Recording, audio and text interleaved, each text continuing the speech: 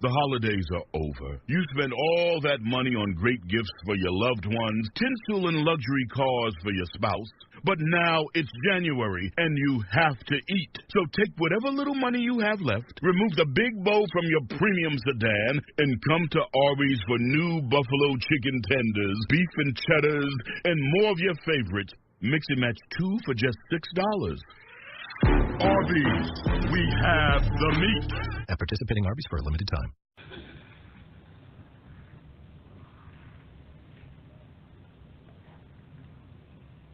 What's the fantasy fallout from Mr. Smith going to Washington? What are the dynasty prospects for Christian Kirk? And is there a 2018 version of Alvin Kamara waiting to be drafted into the NFL this April? Plus, the 2017 Footballguys Players Championship champions, Michael Apt and Justin Smyly, join the show to talk all about their win, how they did it after whiffing on tight ends in their draft, and much more. We've got a great show for you. Dave Gerzak is here. I'm Eric Balkman. Stick around. Your high-stakes fantasy football hour starts now. What more can I say? We top billing it. Valiant without villain it. Viciously found victory. Burnt towns and villages. Burning, looting, and pillaging. Murderers try to hurt us. We curse them and all that killing.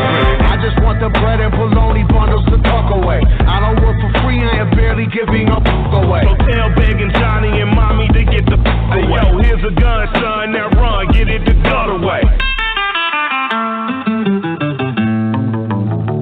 Live to shoot another day. Broadcast live and heard around the world. You are now listening to the most entertaining hour of radio on the planet. It's the High Stakes Fantasy Football Hour presented by MyFFPC.com with your hosts Eric Balkman and Dave Gerzak. The High Stakes Fantasy Football Hour is your home for football analysis from the best fantasy players in the world. And now, because no one else was available, here are Eric Balkman and Dave Gerzak. Nobody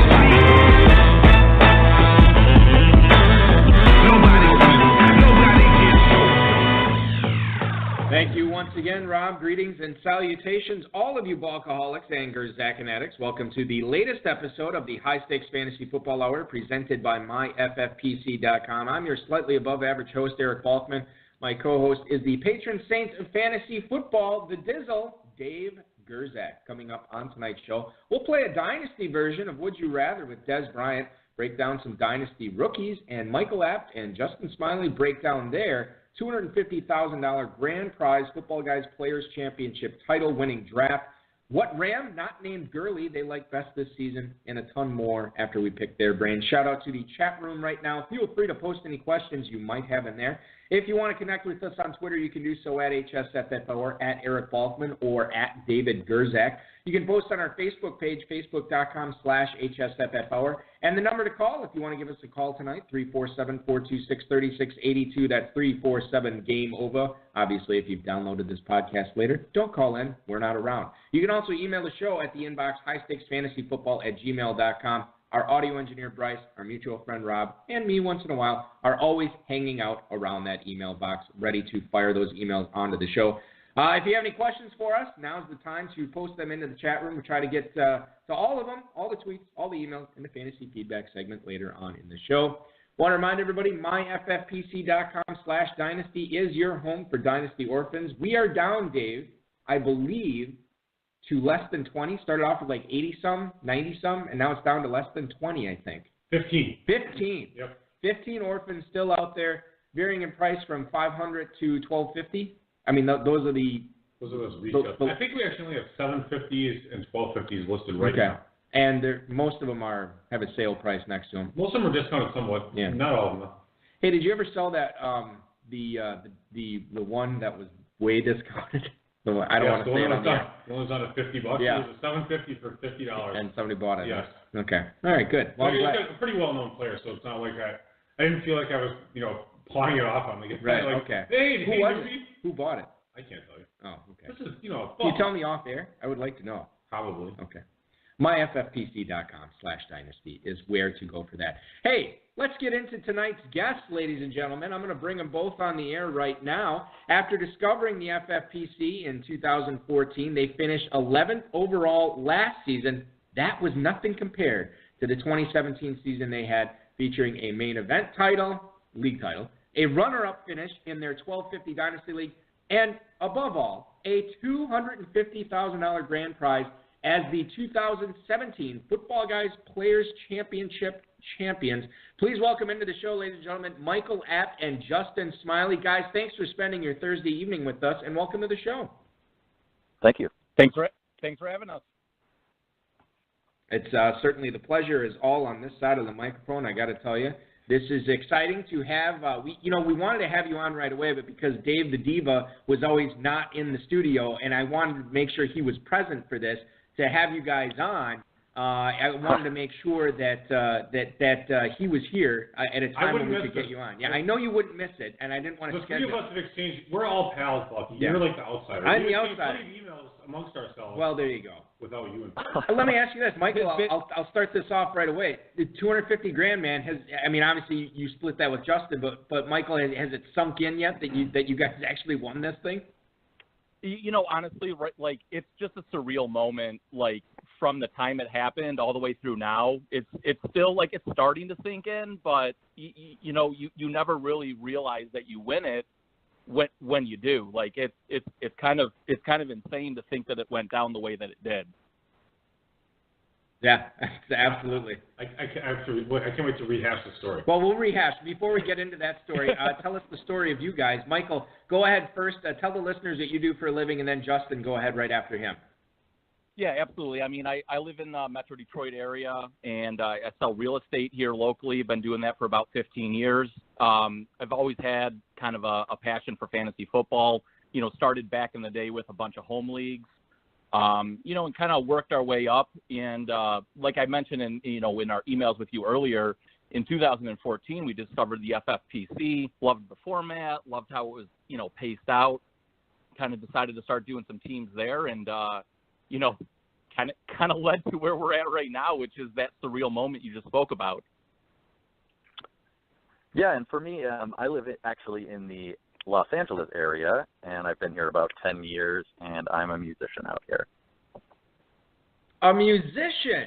Justin, this is exciting. Dave, have we ever had a musician on the show, like a real honest-to-God musician on the show? We've got a bunch of dime store lawyers, yeah, and other saps, and other, crappy, boring, no offense to real estate, we love it. Yeah. But a musician? Ambulance chasers, it's boring in comparison.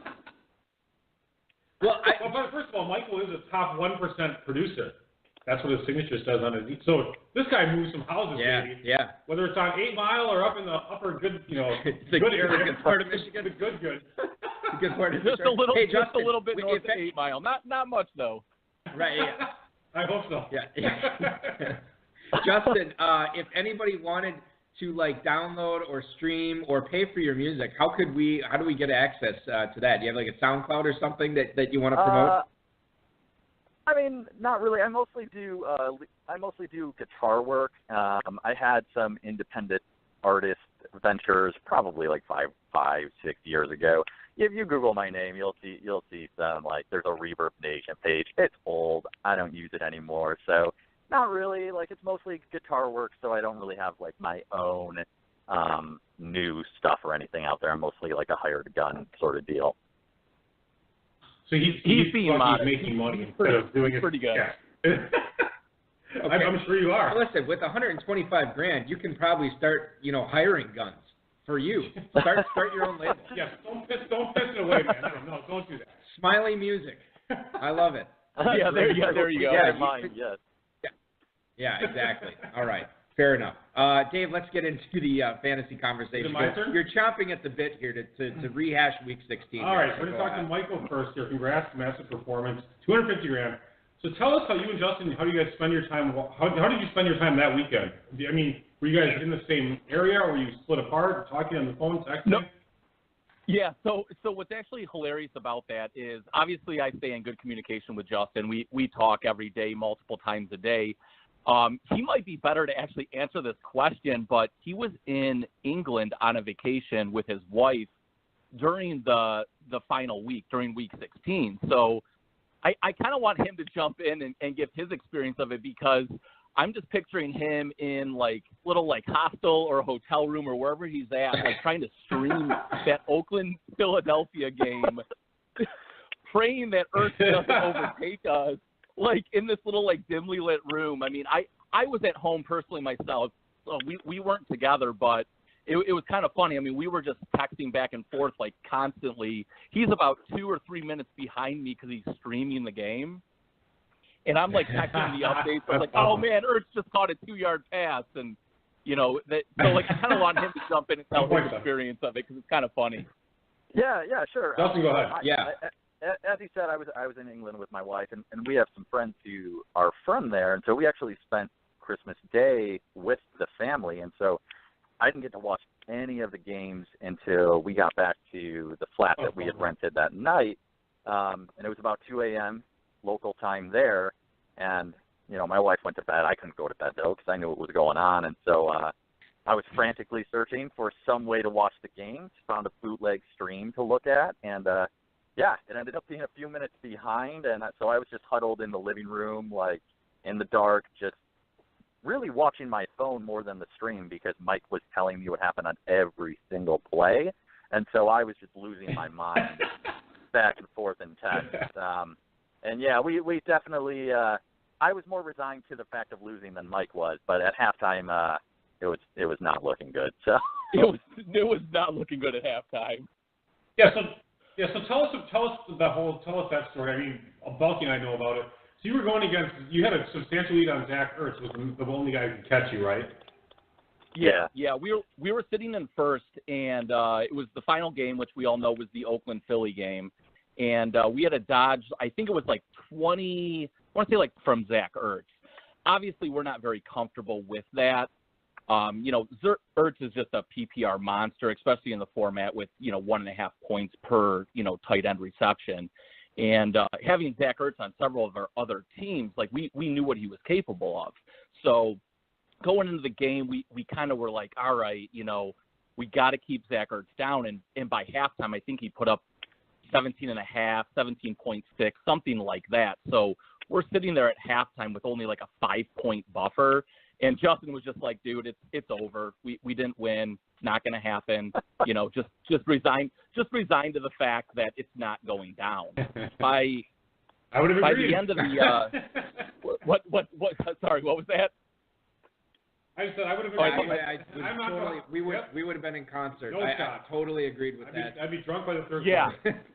Yeah, I mean, at the end of the second quarter, we're like, yeah, it's over. I mean, going into the third, we just knew it because I mean, at that point, 5.5 points, a couple receptions, and we're done.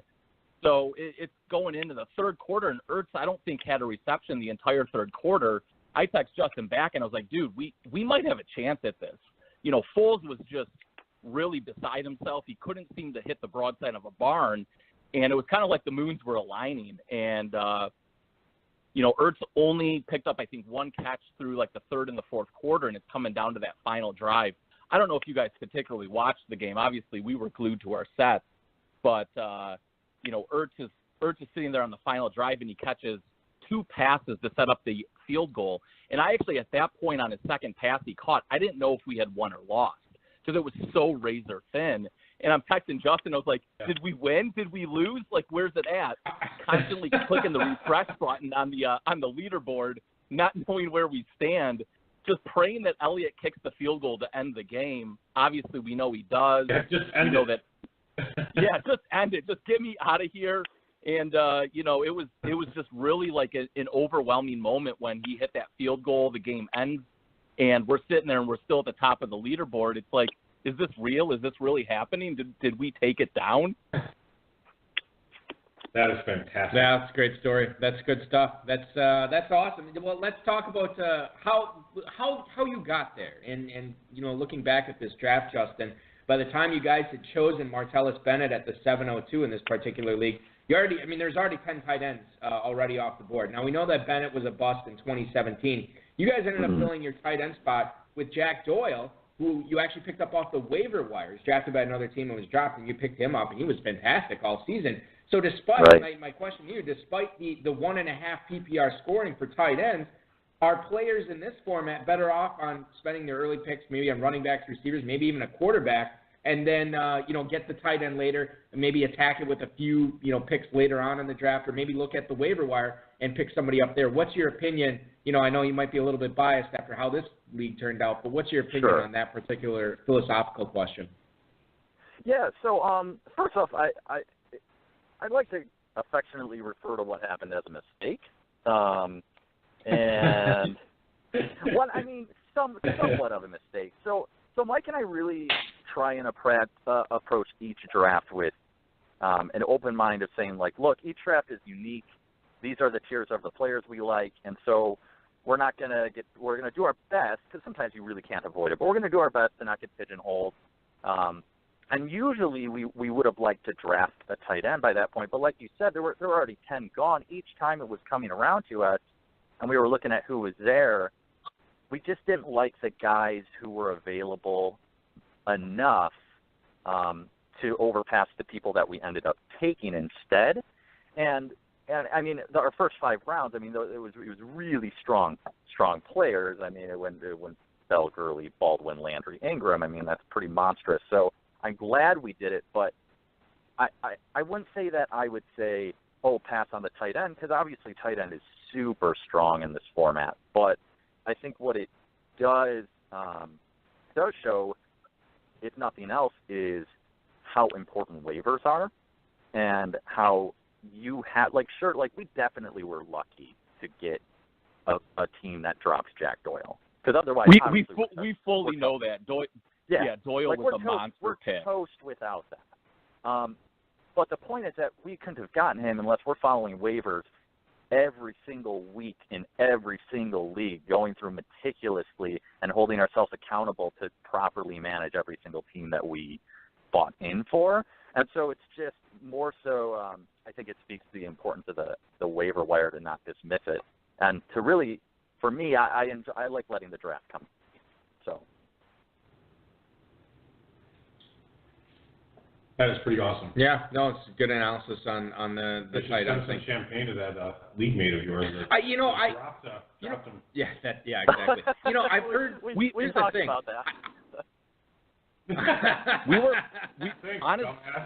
Honestly, Eric and Dave, we were confused when we saw Doyle on the waiver wire when it happened. Part of our game plan in that particular draft was actually targeting Doyle a little bit later, but he went right before a couple guys that we wanted, and it just didn't shake out. So when we saw him on the waiver wire, it was kind of like a godsend. Like, we couldn't believe he was there. You can even see we spent pretty much all of our free agent budget to go get him, because we just knew we needed to get him on our team. And, that was obviously a huge part of, pulling off the championship. So even though you target him in your draft, didn't get him, you still got him off the waiver wire. I think the lesson here, Dave, get your guys, even if it's not in the draft. You still got to get them off the waiver wire. Kind of like Nick Foles, that quarterback for the Eagles. Yeah. All right, so Justin, did you and Michael have any lineup decisions that you almost went the other way on over the last few weeks of the season that would have cost you?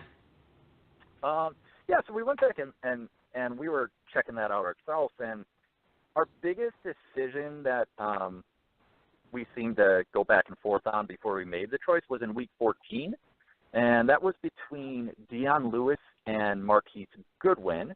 And thankfully that week we went Marquise Goodwin, because he scored 4.9 more points, and obviously that did make the difference, because if we go Dion Lewis there, then we don't win the championship. So that was definitely the one spot where we were back and forth on, and thank God we chose correctly that week. Michael, not only have you, and once again, our guests tonight, Michael Abt and Justin Smyly, the 2017 Footballguys Players Championship, $250,000 grand prize winners joining the program. Not only did you guys have a ton of success, obviously, there with the $250K, Michael, but you also banked the main event league title. You had 2 squads finish in the top 60 overall there. You placed 2 teams in the top 65 of the FPC. When you look back on this season, what part of your preparation, what part of your process really went right that you're actually going to specifically try and go out and replicate for 2018? Yeah, it's a good question. And myself and Justin talked about that a little bit even before the season, and obviously, here after the season wrap up. I think the biggest part of it is honestly just trusting our gut feelings on particular players. You can see based on our championship team, obviously Mark Ingram and Jarvis Landry were just huge parts of that success. Getting them at values much lower than where they really should have been drafted. There was a lot of, drum beating for Devonta Parker this year coming out in Miami. It was going to be his year to step up. And we were like steadfast in our thought that it was going to be Landry's year still. I mean, he's a PPR monster. He's putting up, close to 100, receptions a year. Just, you can really just pencil him in for that amount. And we just stuck to our guns on taking Landry. And also same thing with Ingram. There was a lot of talk, Peterson's going to come in, take touches away. Kamara drafted high. They want to get him involved. And I'm looking at it like Ingram had 1,400 yards, 10 touchdowns last year. Landry had, almost 100 receptions, close to 1,000 yards. I mean, just two guys that were really like kind of pivotal for us, but that weren't really talked about in fantasy circles as much. And it was really just trusting our gut that these guys were going to be there and going to still produce, even though a lot of people were kind of down on them. So I think that's the biggest part, is just trusting our gut. Yeah, I like the Landry thing a lot. You remember that block everybody was like, oh, Cutler's got the big arm, Parker's going to break out. Yeah. And it's usually a block. Yeah. Yeah. Absolutely. Yeah, he sucks. I hate Devonta Parker. All right, anyway. What about as a person? Do you like him as a? I mean, obviously not as a fantasy choice, but as a person, do you like him? I think I have a couple dynasty teams. I just don't like him. Okay. I'm not sure of him as a person. I haven't followed him on the Twitter. On the Insta. Yeah. Landry's. By the way, Miami's gonna screw up Landry. They probably won't even keep the guy. He's like the best. See, now that's an interesting thing for. Right, guys. Right. What do you guys think? Miami's a terrible organization. They're gonna botch this. Landry's gonna get away, and they're gonna realize that they made a mistake. What do you guys think? Yeah, I fully assume that they will screw it up. I'm with you. I second that motion as well. Yeah, 100% agree. Yeah. Yep. There we go. All right. So we'll have to see where Landry ends up. Michael, so congratulations. You took second in the 1250 FFPC Dynasty League as well. Apparently you're set up pretty well in the backfield. You have Zeke Elliott with no suspensions coming, probably. Derrick Henry, Dion Lewis, and Jamal Williams. It's a long off season, Dave. We'll see what he gets into down there. So do you view any of these players as a sell high right now? I mean, Derrick Henry, there's a lot of hype with Henry. What do you think? Are you trying to sell guys like Derrick Henry, or are you going to hang on and let him get even higher on the totem pole? Yeah, I mean, as far as Henry goes, for me personally, he's just a hold, because I don't think his value is as high as it can potentially be, mostly because we don't know what's going on with Murray yet. Are they going to bring him back? Signs point towards no, but if they do bring him back and he's got a split time, even if it's 75-25, he's obviously not going to be as the peak value as if Murray was gone. So I don't think he's as sell-a-high candidate. Obviously Dion Lewis, with the success he's had, probably would fall more into the sell-high candidate type role. Part of what we did, though, in drafting Lewis, and I think you can see from a lot of our teams, we spent a lot of our late-round picks on Lewis just knowing that his talent was going to win out long-term, and it kind of paid out. But we kind of hedged our bets in Dynasty getting Burkhead there as well, because if, you know as well as I do with New England's backfield, you never know what Belichick's going to do. Is he going to ride Lewis next year? Is Burkhead going to come in? So we kind of hedged a little bit there. So if Lewis isn't the main guy, we still have Burkhead. But if I was to say sell high, I would say Lewis is probably the guy on that list that's probably the highest candidate right now, in my opinion. That makes sense. And hey, with Derrick Henry, you have the Rams offensive coordinator Matt LaFleur coming in. Does that get you kind of excited about Henry's prospect? Yeah, absolutely it does. I mean, I've loved Henry since his time in Alabama. He was one of my main targets in our maiden draft in that Dynasty League. Like, I didn't want to leave that draft without Henry, just because I know what he can bring to the table as a potential three-down back. We haven't seen his receiving skills as much because they tend to prefer Murray out of the backfield right now, but I think he's a little bit undervalued out of the backfield and his receiving skills, and if they give him the full workload next year, I think you'll really see that, he could be in line for 35, 40 catches, which would really spike his value. Talking with Michael Apt and Justin Smyly, your 2017 FPC $250,000 championship winners. Justin, looking at the Rams, Sean McVay comes in this year, does a wonderful job with them, turns them into a powerhouse of an offense. And obviously we know, well, we assume that Todd Gurley is probably going to be the 101 or the 102 next year, somewhere in that neighborhood, maybe the 103. But he will be going at the front half of the first round. Outside of him, though, who's the rando next year? Is it Kupp? Is it Goff? Is it Watkins? Is it Woods? Is it any of those guys? I mean, who do you like on the Rams next year for the guy to own if it's not Todd Gurley, or outside of Todd Gurley, I should say? Sure, yeah, and I may end up looking foolish when it's all said and done, but I really am pretty stubborn on Sammy Watkins. Like, if they bring him back, which the talk is they're going to, and if he gets an entire off season under his belt with McVay, and I really think he's going to put up some nice numbers. And I know some people may see Woods over there going off, which he is, but I think what Woods will take away in targets, he may give to Watkins an opportunity as far as the coverage is concerned. So it's yet to be seen, but I really do like Sammy Watkins just because he is super talented. He has the physical tools, and now that he also has McVay, if he stays there, I can't help but feel like he really can put it all together. But also maybe I'm just hoping that's the case because we took him in the second round on our dynasty team. So. Believe me, I know how that goes. Just I can't unbiasedly evaluate guys anymore ever since I started playing dynasty.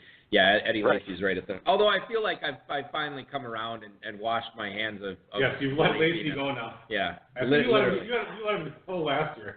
Yeah, you had your arms partially around him. But then I was in a dynasty startup last year, and I took him again super late. Just I couldn't get away from him. He's off that team. Anyway, let's get to some listener emails here for Michael and Justin. Michael, I'm going to pitch this first email to you. This is from Gary in Bayshore, New York. He writes, with Golden Tate and Marvin Jones both finishing as WR1s last season, can we expect them to do it again?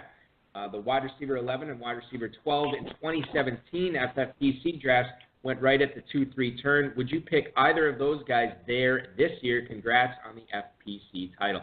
I didn't realize this, Dave. By the way, thanks for the email, Gary. Dave, I didn't realize this.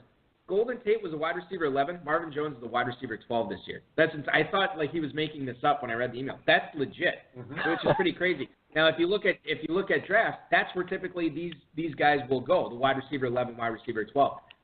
Michael, and as these guys are about to attest to, you can't get jack crap for these guys. Like if you're trying to trade Golden Tate or Marvin Jones, they're garbage. No one's paying anything for them. Yeah. So I'll let them talk about it. Yeah, Michael, what from a redraft standpoint, Golden Tate, Marvin Jones, second, third round, would you be looking at either of those guys there?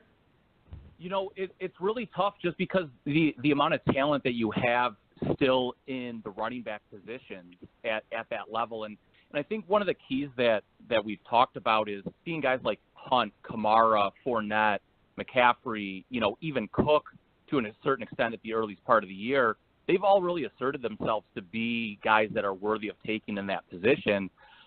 Being from Detroit, obviously seeing Jones and Tate on a daily basis here, I think there's some definite bias, nationally when it comes to those guys because you don't think of them as kind of elite receivers that should be picked in that level. I wouldn't be surprised to see them drop further than that, even though their production tells otherwise. It's kind of back to my Landry pick. I think Landry finished around wide receiver 7 overall, and he was being taken, anywhere from the 4th to the 6th round. And I would dare say we probably see a similar thing from both Tate and Jones going forward. And I think a lot of that has to do with, uncertainty whether Jim Bob Cooter comes back as OC. It seems like Patricia wants to bring him back next year, but it's not official. And there's obviously the elevation of Eric Ebron's game, and what are we going to see out of Kenny Galladay next year, too? They want to get him more involved, and that could eat into both Jones and Tate's, production. So, me personally, I'm just not sure I would take them that high given the other talent that's on the board. So, Volky, I was just looking up some stats here. So, weeks 1 to 16, Jones was actually receiver 12, and then Tate was 14. So, close enough. Yeah. But, it goes from, Hopkins with 312 points, and Devontae Adams had 222 at wide receiver 11. And then you actually get like people always talk about the tiers. You actually do get a drop-off. Marvin Jones with 207, and Golden Tate with 201. And what we've really seen in this past few years is the wide receiver production after the whole, RB, zero RB. It's apparently NFL listened because all the RBs are the rage again. And receiver production really fell off. I thought last year especially, and this is really evidence of it. You have guys like, you look at Des Bryant. I was thinking Des Bryant's season. Well, just slow your roll on Des Bryant. That's the worst season ever. Okay. But, he was still wide receiver 20 with 183 points. That sucks. Weren't we talking about the same thing about how Frank Gore finished as an RB1? It was like 12 last because the bar to finish above an RB1, whatever year it was like barely off the ground. It was awful. And now we again we're RB22. Gore was this. No, I'm saying. No, I know. Yeah. Even this past year, he was still an RB2, and you did virtually nothing. It seemed like. Let's sneak in one more email here as long as they're rolling. And Justin, I'll let you answer this one. This is from Adam in Westfield, New Jersey. What kind of an impact does Mike Williams in year 2 have on Allen, Tyrell Williams, Henry, and the rest of that Chargers offense? Thanks for the email, Adam. So I know Dave is not a huge fan of Mike Williams for sure, but your thoughts, Justin? He came into the season hurt. He had he missed some time, and then he kind of came in late to the party. I don't know how much of an impact he made. I know he had some stats that, even though there wasn't really much there. But year 2, full off season to prepare, full training camp. What are your thoughts on Mike Williams in 2018? My thoughts on him are, I don't want to sound like I'm avoiding giving an answer, but it's just a matter of I have no idea, and with players like a Mike Williams, even if I were to lean on the side that he's going to make an impact there and start to produce, he's still someone I'm going to be really hesitant to use any picks that I could get a player who's much more certain with. So, I'm going to need to see. I guess with Mike Williams, I'm really going to want to see something for a season. I don't want to be the guy to gamble on him. I'll just say that. I don't think it's worth it as far as this year with what he could do. I don't think you're going to get wide receiver 1 production all of a sudden, especially like you said, they have a lot of other weapons there. So while I think, sure, if he's healthy, he will definitely take a step in the right direction and get some decent production. But I really would be surprised to see him take a huge step and just dominate that wide receiver core. All right, good stuff. So, all right, these are our last 2 fun questions. Yep. So looking ahead to next year, now's where we have to give away all your great. Or technically this year, I guess you could call it. Looking ahead to this year. This year. Yeah. And if we flip whatever. Yeah. Who's someone you're staying away from the first few rounds, and a guy that you think will be flying under the radar? We'll start with Justin, and then Michael goes next. Okay, sure. So I'm going to give you the guy I'm going to stay away from, and it's honestly, Mike's going to probably agree because we kind of joke around about him every single year, and that's Julio Jones, and it's not that we don't like, it's not that we don't like Jones overall. It's just that we don't really enjoy the 50-point blow-up reverting to a bunch of nonsense in many other games because it seems to possibly hurt you a little bit more than it could help you if you had a different player. So as far as staying away from, I think it's a Julio Jones. As far as flying under the radar, I'm assuming that Amari Cooper is going to fly under the radar and that he's going to be a huge value next year. If you really look at his numbers this year, as far as his reception average, that's on point with his previous 2 years. He had the most touchdowns he had this year, but the targets were down. And I think Gruden's going to go ahead and remedy that. And so I think Amari Cooper, unless he skyrockets up the board by the time we're drafting, which I suppose could happen, but right now I think people are more down on Cooper than he deserves going into next year. All right. Yeah, and if you want me to, Michael, let's hear it. Yeah, if you want me to jump in on that, obviously, Justin already mentioned the couple guys that we've talked about. Julio really my biggest one that I just wanted to stay away from this year, and I'll stay away from next year for all those same reasons. And I think if I had to pick a second one, and this is probably going to come to a little bit of surprise, and even Justin somewhat disagrees with me on it, but just something tells me Alvin Kamara is not going to be worth where he goes next year. I think he's going to end up being picked really, really high in the draft if I had to foresee it, just based on his production level. But if you're looking at his efficiency numbers this year were just off the charts. And my gut feeling tells me he can't keep that efficiency on such little opportunity. When you're drafting in the first round, you want to get a workhorse like Le'Veon Bell, Todd Gurley, somebody like that who you know is going to get you 20, 25 touches a game, going to get you rock-solid production. I'm just not sure with Mark Ingram still there and Mark Ingram's production being so high that I can count on the efficiency numbers from Kamara, getting 12, maybe 15 touches a game to still churn out those 30, 35-point, production days from a first-round pick, if he goes in the first round. I just suspect that he might, though, and that's one guy that I'm a little leery of taking early because of that. As far as the guy that's under the radar, I think Justin kind of talked about him a little bit earlier, and this is maybe more a little bit of a hope and a gut feeling, but I really think Sammy Watkins is due for a breakout. We've seen him be an elite receiver in this league. We've seen him be a wide receiver one in Buffalo with Tyrod Taylor throwing him the ball. Obviously, he's in a much better situation. McVay calling the plays. Goff is, far superior talent to Tyrod. With a full off season, full training camp, coming into the system, not getting traded, 2 weeks before the season started. I think that talent is so high, and I think he's flying a little bit low under the radar. If he's going a 4th, 5th, 6th round pick again this year, I think he could far outproduce that in redraft leagues. Makes a lot of sense on my end, Dave. I'm hearing a lot of stuff that I'm filing away in the old mental filing cabinet. I wrote both these down. This is all four of them. Great stuff. Well, the one thing about Cooper too, you got Derek Carr, who we established a few weeks ago that he was injured through a lot of the season. Yeah, that's and he didn't put on mascara or eyeliner. Right. And now he's getting that on. So here we go. New brand, new deal. It's not L'Oreal. I can't remember who the new. Maybe it's Maybelline. Maybelline. I think is endorsing Carr this year. So I think we're good. Carr's endorsing Maybelline. Obviously, they're partners. Kidding aside, you talk about the Carr injury. I'm not really kidding. Cooper was dinged up too. I mean, both of them dealt with a lot of injuries throughout this year, and that might depress their value into making Cooper one of the guys to own this year. According to Belichick, those are known as excuses. Yeah, well, Bill Belichick doesn't play fantasy football. Listen, Michael Abt, Justin Smyly, what a treat having you guys on tonight. I want to ask you both one more question before we let you go. Obviously, $250,000 split two ways, $125,000. Not to mention the other cash that you guys won in the main event, your Dynasty League, and so forth. Michael, what are your plans for that cash? And then after he answers, Justin, why don't you let us know if you have anything, if you have any of that cash earmarked for something special.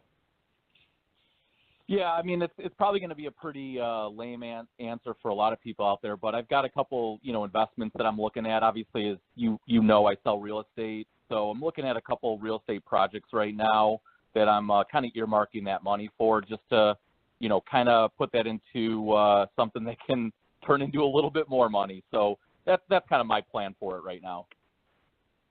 Now, don't be modest. You're going to leverage that up like 5 times. Yeah, that's actually the plan, yes. All right, fair enough.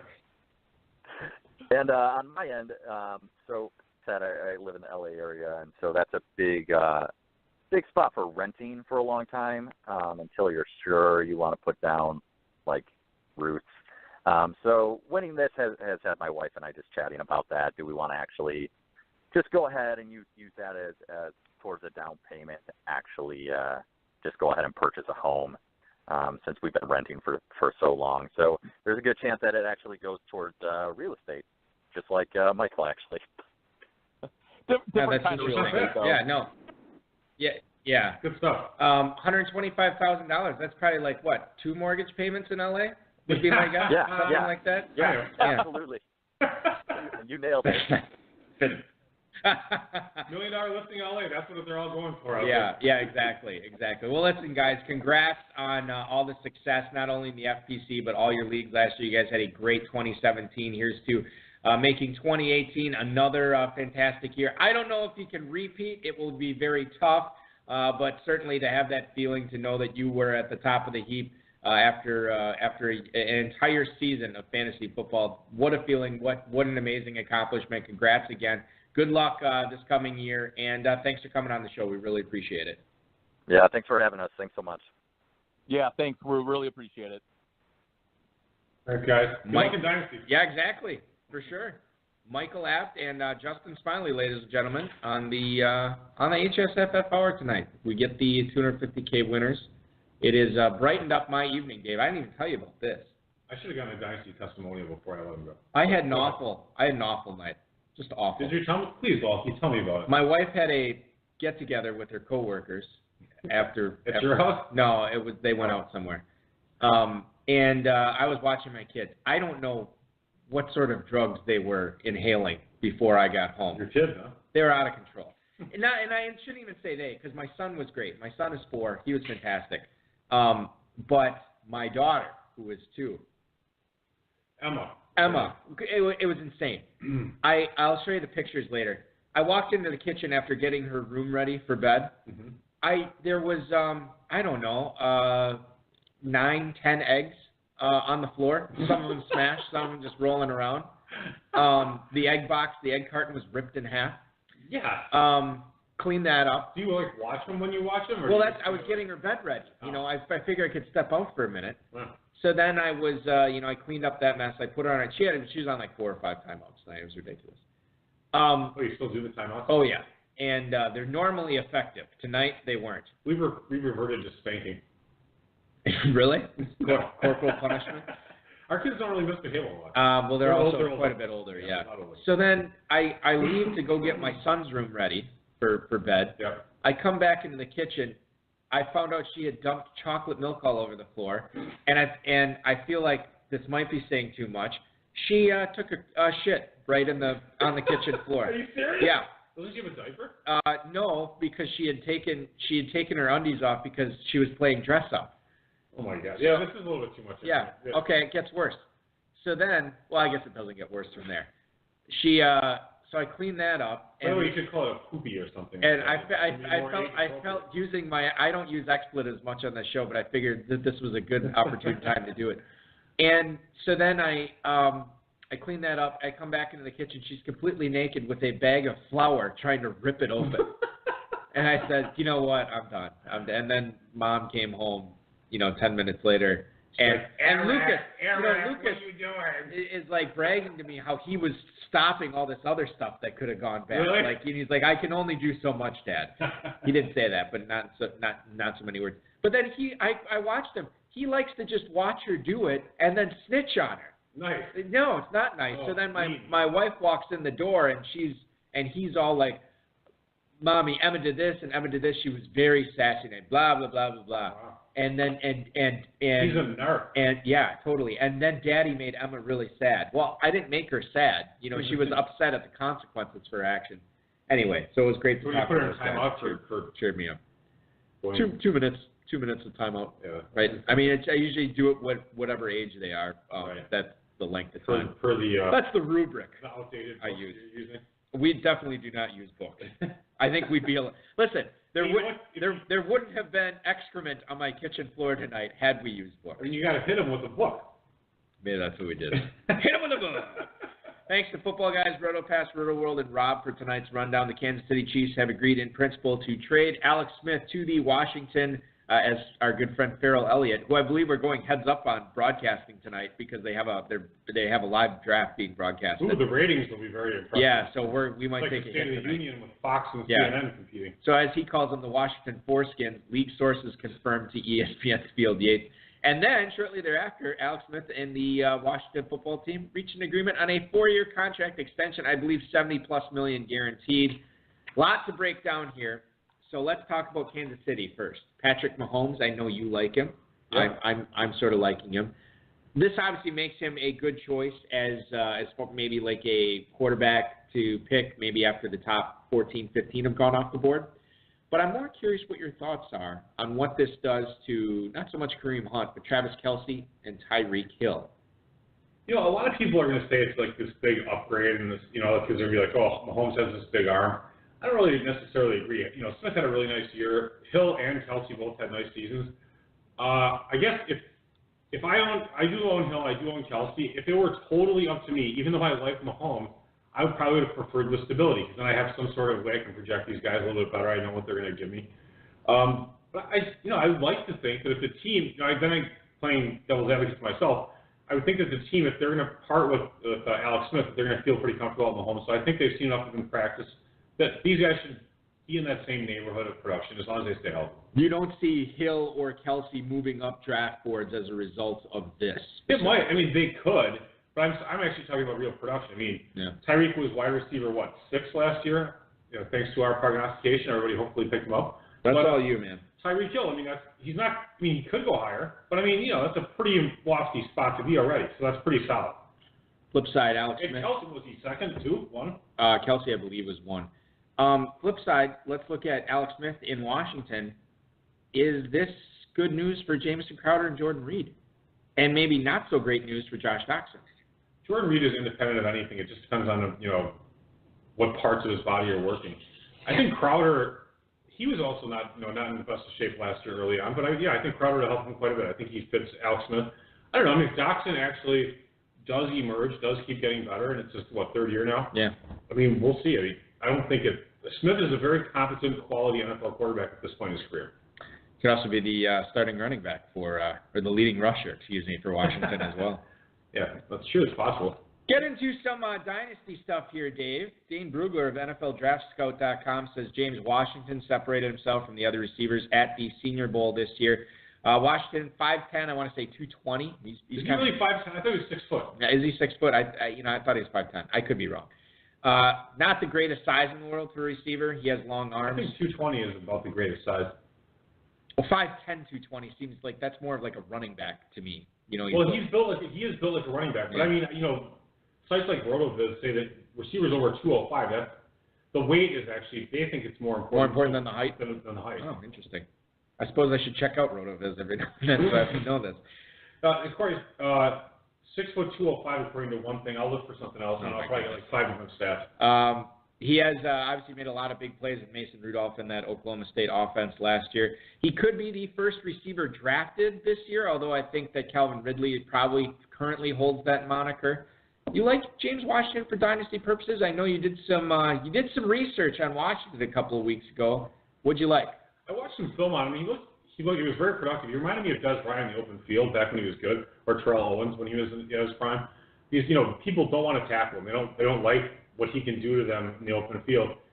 His route running and his receiving skills are a little awkward. They are a little bit kind of like a running back, but he makes plays. He's a baller. I think that he'll actually be a pretty good receiver.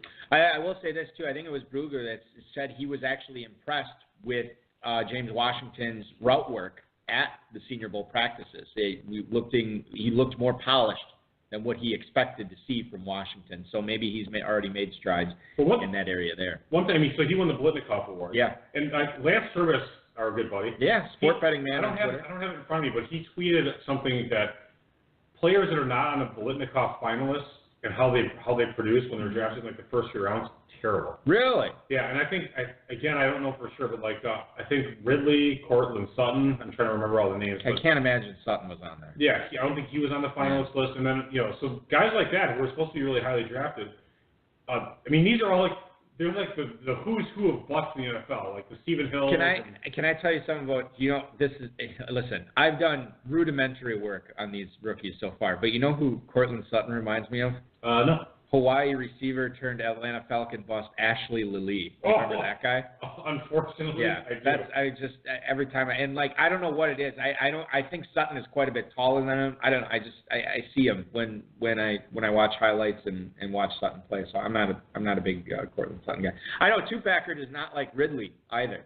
He's not a big. And we've talked about his age. The age aspect. He's like 37 years old already. Yeah, who likes the old guys? Not me. Seriously, that's a big deal. Let's move on. LSU wide receiver DJ Chark finished with 5 catches for 160 yards in the Senior Bowl. Quote, had everybody talking by the end of the week practices, according to NFL.com's Daniel Jeremiah. This is a guy that probably will not go in the first round, but he could go in the second round. And again, this is not a deep receiver class. DJ Chark, I don't know if you know a whole lot about him, Dave, but LSU receivers tend to do a lot better in the pros because they actually have real quarterbacks there. Odell Beckham, a lot better as a pro. Jarvis Landry, a lot better as a pro. So, I mean, and the list goes on. I'm trying to think of the other guy. Michael Clayton had the one really good year, I guess, for Tampa, but then that was it. But a lot of that's what I don't understand. Like, I'm watching, all these other high school guys commit to, these high school receivers commit to LSU. I'm like, what are you doing? Why would you want to go to LSU? Like, it's like the surefire way to see your draft stock plummet. Malachi Dupree is another guy committed to LSU. He was like a 5-star prospect. What happened to him? He was drafted. I think he was an undrafted free agent. The Packers signed him, and now he's on the Bills practice squad. I mean, it ruins you. But DJ Chark, I don't know if you have any thoughts on him. I have not watched a lot of his game, but I mean, that's really impressive. 5 for 160 is it's a big game deal. high. Nobody had more receiving yards than him in that game. He's 6'4", 198. So he has the frame of an AJ Green type player.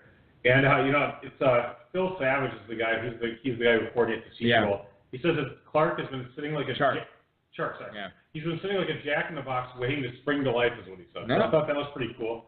I'm actually interested. I'm interested in him. I mean, he is a senior. Yeah. Landry and Odell Beckham, they came out as juniors. Right.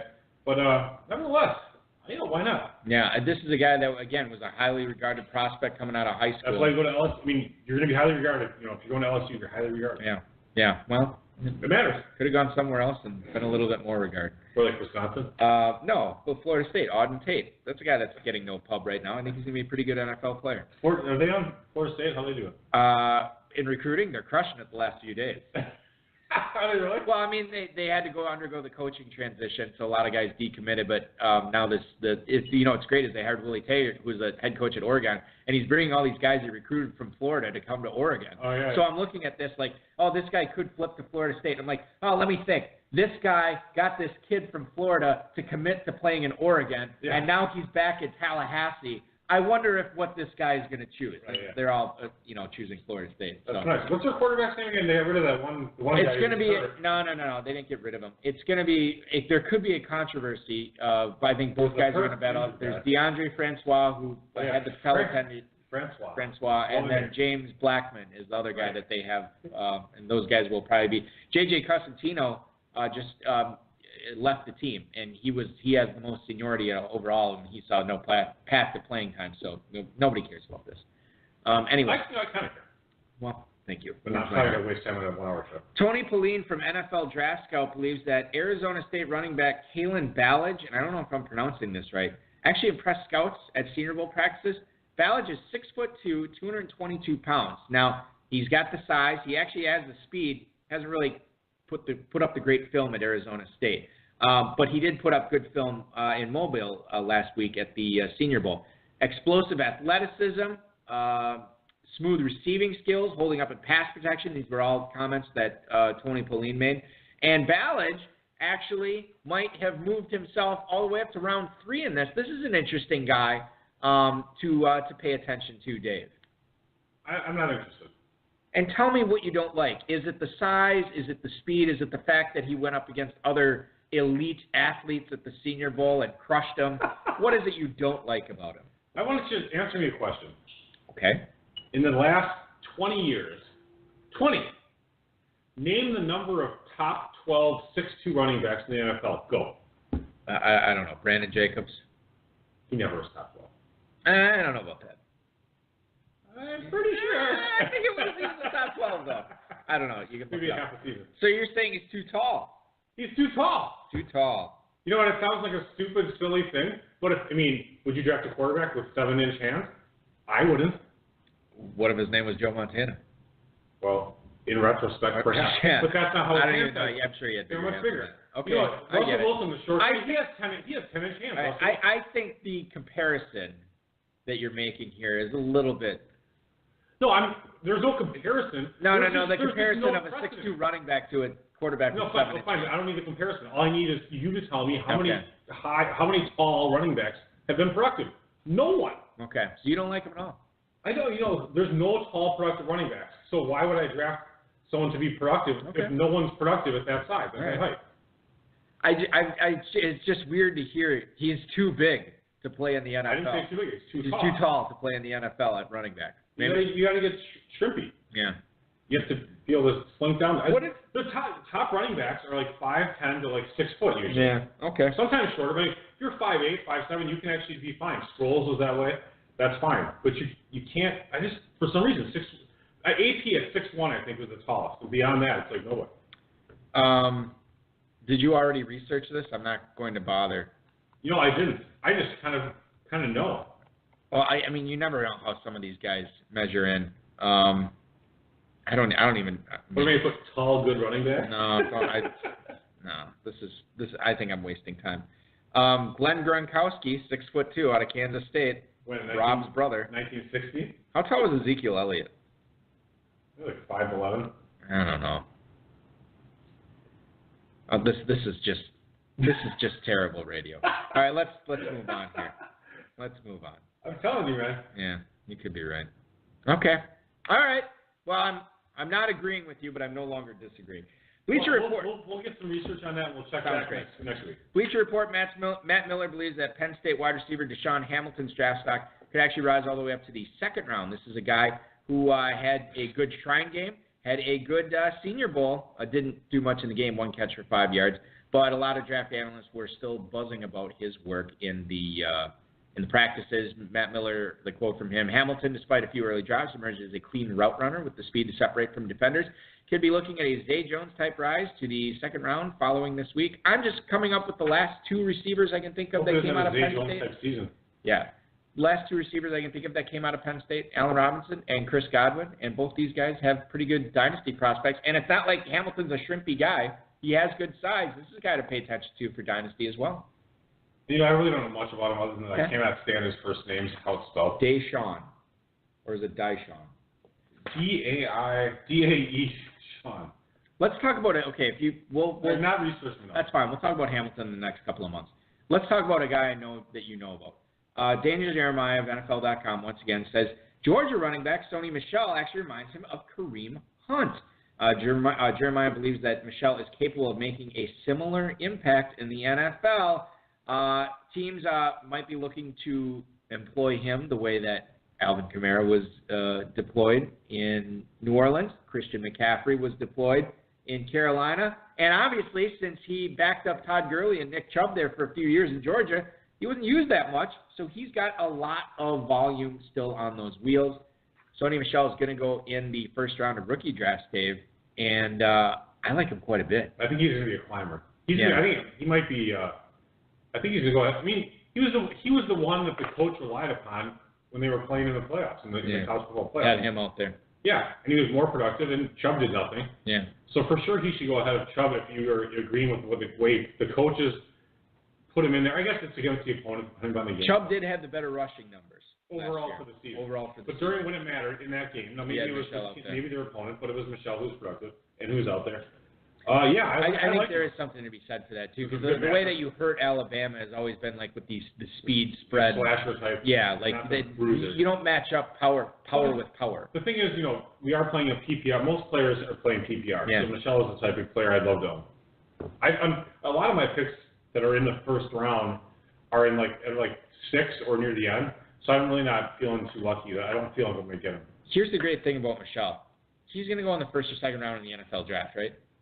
I mean, is there any debate that he would actually fall to the third? In the NFL draft? Yeah. I really don't know where he's going to go in the NFL draft. I don't think he... If he goes in the first or second, he's going to be a top 4 pick. Okay. After Geist and Barkley. Geist. He is going to go in the first two rounds. Running back. Now, listen to this. Yeah. Okay. Need to focus just for a minute. So what am I running? just fake it for a little bit. All right. He's going to go in the first or second round. Anybody who takes a running back in the first or second round obviously has big plans for them, correct? Yes. Here's the great thing about it. This is Sony Michel. Doesn't matter where he goes, NFL team-wise. If he goes in the first 2 rounds, he's going to have a role. Oh, Balky, what if it doesn't matter? It doesn't matter who's there already. We saw what happened with Kamara last year. They had an established guy in Mark Ingram. Kamara was like the RB3. We saw what happened with last year in Christian McCaffrey. You say what you will about Jonathan Stewart, but he always seems to finish in the top 20 running backs every year. What did McCaffrey do? What did he finish last year? Running back 8? 8, yeah. Yeah. There's going to be a role for Sony Michel rookie year, and this is a guy that, again, you're not going to take him over Barkley, at least I would. No. But he should be a guy that you should be considering maybe with the second overall pick. Who would you rather have, Michel or Ridley at this point? Michel for me. Yeah, totally. I mean, comparatively, I'll take running backs all day long in this draft. Really? No, it really bothers me that I hated Adrian Peterson, so why didn't I get enough Kamara? I know I got a lot of Ingram, but I didn't get enough Kamara. I don't know. It's just so annoying. I don't know what to tell you. I blew it. We are. I don't mistake.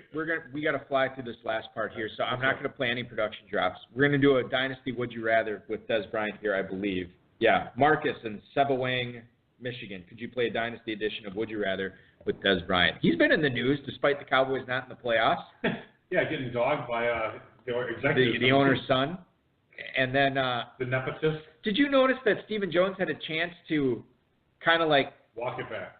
Yeah. And he walked it forward. And he just reiterated like, well, if you I don't know if y'all heard me. This is what I said, and I stand by it. No, he didn't. It wasn't as bad as they made it seem. It was almost like liberal media talking about like the state of the union. Okay, well let's not get into that. I'm just saying this. Like it wasn't that bad. It was like he kind of waffled a little bit, but of course it's a slow news week, so they have some headlines out there. Would you rather have Des Bryant or Adam Thielen? Thielen, wow. Would you rather have Des Bryant or Juju Smith-Schuster? Dude, we're not even like in the same realm. Juju, of course. They're only two ranking spots apart on DynastyLeagueFootball.com. Well, they need to get their act together, brother. Let's go the other way then. Des Bryant or Demaryius Thomas? DT. Even though he's a year older. And better. Des Bryant or Michael Crabtree? Crabtree. Year older. Continue. Hold on. Okay, Des Bryant or the much younger and spry Devontae Parker? Ooh, now we're getting close. Yeah. Give me. I'm really down on Des. Give me Parker. This is the first one I disagree with you on. I'd rather have Bryant. Des Bryant or Devin Funchess? Funchess. Des Bryant or Mike Williams? Does. Yeah, Mike me Williams. too. How about this one? How about this one? Des Bryant or Jordy Nelson? Oh. I'll take Des because he is how much younger? 3 years younger. All right, yeah. Des Bryant or Manny Sanders? Which one would you rather have? Des. Yeah, I would too. He's actually younger. Des Bryant or Robbie Anderson? Robbie, no, he's a criminal. Robbie Anderson's Des Bryant. Des Bryant or Jamison Crowder? Crowder. Des or Martavis Bryant? You know what? Give me Martavis Bryant, Balky. Wow. For once, I'm going with you on that one. All right, I think even if you go the other way. We've sucked all the life out of this now, I think. What about Des Bryant or Nelly Aguilar? As Farrell Elliott calls him. It's actually kind of close. I'll take Bryant, I guess. I don't think Aguilar. He's not quite productive. I would take Bryant as well. All right. Matt in Fullerton, California writes, hello, Dave and Balky. Not sure if Dave has had a chance. Oh, excuse me. I skipped one. Hey, HSFFR. This is for Matt in Fullerton, California. Got a trade offer. I get Antonio Brown and Gurley, but I'd be giving up Le'Veon Bell and Beckham. Where do you fall on this deal? Enjoy the game Sunday, fellas. That is Matt in Fullerton, California. Which side would you rather have here, Dave? That's really weird. I would assume both these teams are not in rebuilding mode, given the talent that they have. Bell, certainly the rest of their teams could be awful, but I'm just taking this from the standpoint of, I'm contending and which guys give me a better chance. I don't know. I'm just going with my gut reaction. I'm taking Brown and Gurley with my gut. I am too. Gurley's younger than Bell, and I know Brown is older than Beckham, but I don't know. I don't think Brown's game is the type of game that he's just going to fall off the face of the earth next year or in 2 years. When you look at this, how many good years does Antonio Brown have left? 4? 3? Sure, something like that. 3 or 4? 4 to 5. I'll take that. I'll take my chances with that. When you think of Antonio Brown, do you think that there's any chance of him flaking out, something happening with his life? I don't know. Maybe. What about Todd Gurley? Okay, a little bit. Okay, Todd Gurley. No. Le'Veon Bell? Yeah. Odell Beckham? Obviously not. He's a whatever. Clean cut, staying out of the headlines. He's probably in a tattoo parlor right now, heading to a strip club afterwards. So when it comes down to, this level of, or it comes up to this level of talent, you actually go by the flaky factor. Well, in this case, I just feel a little bit more. I feel better. Gurley, I just feel really comfortable with. That he's just a great, great player. Bell, I I really like his game a lot, but I mean, compared to Gurley and Antonio Brown, and then Beckham, I just don't own Beckham on any dynasty teams. And I mean, he's kind of like, he's a little bit hit or miss. He is. More than a little bit. Antonio Brown is like ungodly when he's. And I know you love. And supposedly Big Ben staying. Right. And I know you love the Giants' new head coach, Pat Shurmur. The Sherm. Coach Retread. Hello, Dave and Balky. Not sure if Dave has had a chance to read up on Christian Kirk yet, but I wanted to get your dynasty outlook on him. That is Frank in Las Vegas, Nevada. Thank you for the email, Frank. Hey, we'll see you at Planet Hollywood this September, hopefully. Christian Kirk, the receiver from Texas A&M, a guy that was bandied about as potential first-round pick even before this past season, and I think he's got a legit shot at it. You talk about the receivers in this draft. You mentioned Ridley and Washington. We did on this episode tonight. Christian Kirk has to be right up there as well. Dave, your thoughts? And again, I don't know if you've done your research on Kirk. I don't think you have, just based on you haven't really talked about him too much. But your early thoughts on what he brings to the table, and your early dynasty thoughts on what kind of a pro Christian Kirk could be. He's not a huge guy. Not the size I like. 5'11", 200 pounds. He was productive his first year as a true freshman, or was it? I think he was a true freshman. 80 catches, 1,009 yards, 7 touchdowns, 38% market share. This is according to RotoViz. So he did break out as a rookie. Or rookie as a freshman. So I guess that helps. But I mean, after that, he kind of did a little bit worse as far as receiving yards goes, and market share. So I don't know. I mean, is he a slot player in the NFL? If he is, I mean, how excited can you be about him? Even Jamison Crowder. But I don't think because he's not going to be drafted as a slot player. I can't. I can't imagine. 5'11", 200. I don't. I think that where he's going to go in the draft, the team is going to view him as an outside receiver, an outside threat. So there's no Steve Smith. There's no. He's played in the slot most of his career already. Oh, all right. Well, okay. Of course, McShay has him in the same spot, but he hasn't gone in the first round. And Walter Football says he's a fast, explosive playmaker. I'm just reading a couple things. So, who do you like better? You like Washington better than Kirk? I do. I mean, again, because he's fatter. So limited. Because he's fatter. Honestly, 205 pounds is the number at which you must weigh to be productive according to RotoViz. Yeah, I got it. Which, I mean, whatever. I mean, it doesn't necessarily mean I totally believe it, but it does help a lot. 5'11", too bad he's not a running back, huh? That's right. There are some questions about his speed as well. You have to be fast. You do. Yes, you do. I wanted to talk about Super Bowl prop bets tonight and put some I Got 5 on it, Dave. By the way, Marcel Reese said Eddie George is 6'4". Yeah, also, I said in the last 20 years, and George, he has been the last one. I don't know if he was 6'4", by the way, was he? I don't know. But listen, I wanted to do some Super Bowl prop bets tonight and put some I Got 5 on it. I checked this afternoon and was literally overwhelmed at the amount of prop bets that you can make this year. So I just said, you know what, screw it. I don't want to bore the listeners, so I'm not going to do it unless. 6'3", but close up. Unless, it just had to be taller than 6'2". Right. Unless there was a prop bet that you liked, that you wanted to put 5 on. You don't know? Okay. I do know one offhand. Let's do the national anthem. Blank though. It was like 158.6 is what I saw. Pink? I'll take the under. I will take the over. All right. I think there's going to be some shenanigans, and it goes over. For some reason, I think of Pink songs are always like quick, short songs, so I feel like she's going to be a short. Did you watch the Grammys? She's kind of short. Yeah. You know what? She'd be a running back. Yeah, she would.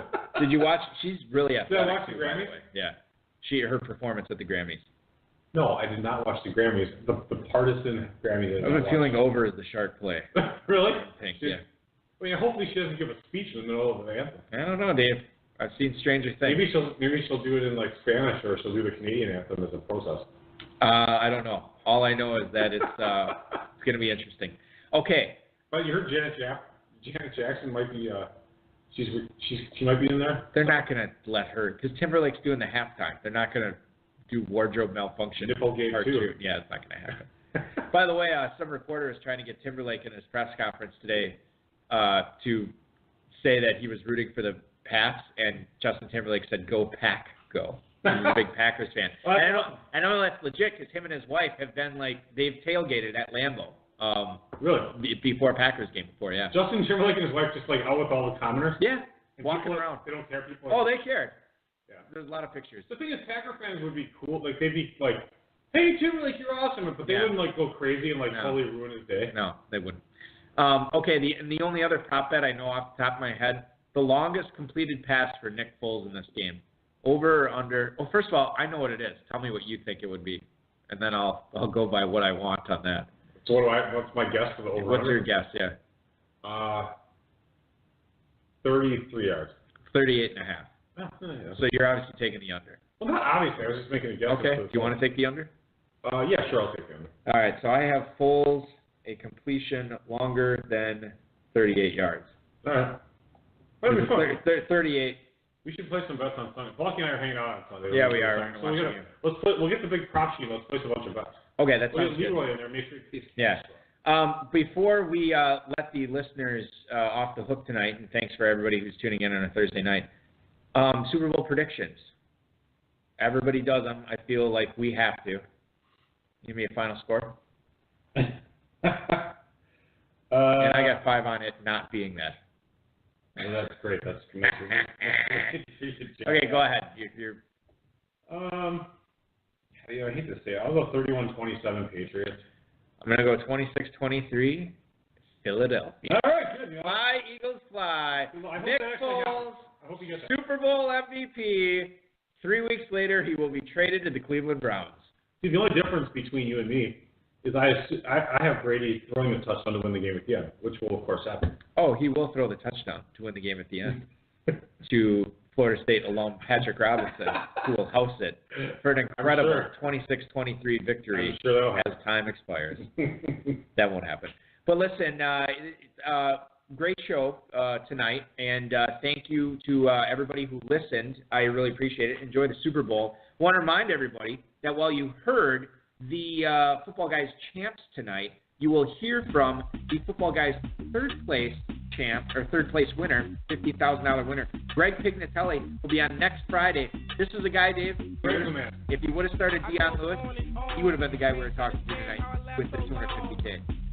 I didn't bring it up with him. He's bringing it up when I talk to him. He'll probably want to talk to him. Thanks to Michael App, Justin Smyly, Dave Gerzak, Bob Weiss, pick up the Dynasty. This has been another episode of the High Stakes Fantasy Football Hour presented by MyFFPC.com that was broadcast live and heard around the world. Eric and Dave will be back next week with more analysis, interviews, and advice from a guest much smarter than they are.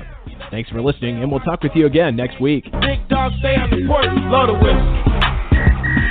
Blow the whistle. Blow the whistle. Blow the whistle. Where you get that from? You like that theme song so much. We're gonna have to pick out a new one probably next month, I think. Or do we have our new so-called season? Yeah, our new season 7 or 8. I can't remember what it is now. So I don't want to hear all this petty. I didn't complain this year. So because I picked out awesome music that you liked. I need suggestions though, okay? All right, I'll get on it. So make sure that you're getting that to me, and everybody enjoy the Super Bowl. Yeah, email me or tweet me some songs if you want. Yeah, at David Gerzak.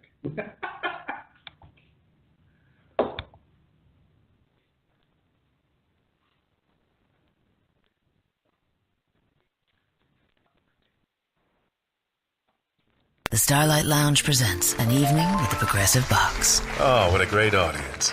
Let's dim the lights for this next one. Nope, too much. There it is. Gotta get things just right. Like Progressive's Name Your Price tool. Tell us what you want to pay, and we help you find coverage options that fit your budget. And now, the mood is right. Wait, the lights are back on again. Trudy, can you? And now it's completely dark. Progressive Casualty Insurance Company and Affiliates. Price and coverage match limited by state law.